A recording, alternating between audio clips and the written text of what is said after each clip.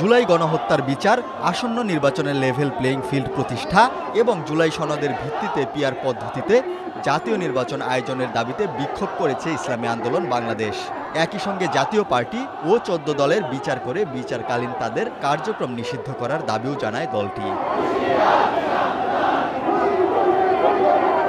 দলটির ঢাকা মহানগর উত্তর ও দক্ষিণ শাখা আয়োজিত এই কর্মসূচিতে নেতাকর্মীদের উপস্থিতি লক্ষ্য করা গেছে।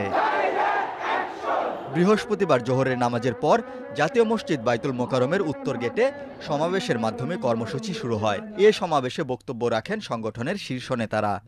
ইসলামী আন্দোলন বাংলাদেশ অনেক আগের থেকেই দাবি করছে পিআর নির্বাচন। 2008 সালের নির্বাচন ইশতেহারে ইসলামী আন্দোলন বাংলাদেশের ঘোষণা করেছেন যে পিআর নির্বাচন দিতে হবে। পিআর নির্বাচনের ফায়দা কি, উপকারিতা কি, এ বিষয় ইতিমধ্যে আমার মনে হয় জনগণ বুঝে ফেলতে জেনে গিয়েছে।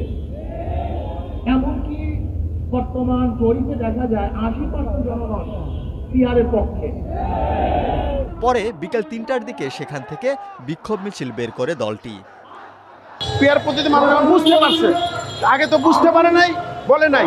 পিআর পদ্ধতি নির্বাচন হইলেই দেশে শান্তি আসবে, কালো টাকা সরাসরি করতে পারবে না, বেশি শক্তি ঘাটাতে পারবে না, কেন্দ্র দখল করবে না। জুলাই সনদ আইনি ভিত্তিতে এবং দৃশ্যমান বিচার এবং পিআর পদ্ধতি নির্বাচনের দাবি দিয়ে আজকে আমাদের এই বিক্ষোভ মিছিল।